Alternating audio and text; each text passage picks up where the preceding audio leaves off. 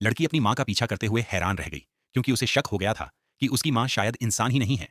हर बार जब माँ घर से बाहर निकलती तो अपने साथ एक ताकतवर सा, जंगली सा दिखने वाला नरसुअर भी ले जाती और फिर चुपचाप गाड़ी में बैठकर अकेली निकल पड़ती।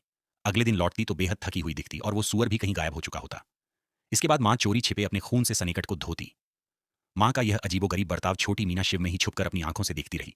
वो बुरी तरह जानना चाहती थी कि आखिर माँ क्या ऐसा कर रही है जिसे किसी को पता नहीं चलना चाहिए।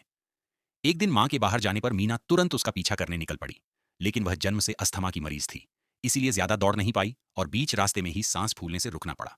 समय बीतने के साथ साथ उसके मन का शक और भी गहरा होता गया। आखिर एक दिन जब माँ बर्तन धो रही थी, मीना ने हिम्मत करके पूछ लिया, आप उन सुअरों को लेकर कहाँ जाती हैं? यह सुनते ही माँ का चेहरा एकदम बदल गया। उसके हाथ में पकड़ा कप कसकर पकड़ लिया और गुस्से में कप को जमीन पर पटकते हुए चेतावनी दी, बेहतर है कि अपनी जुबान बंद रखो। लाचार मीना को चुप रहना पड़ा, लेकिन जितना माँ छुपाती वो उतना ही जानने को बेचैन होती।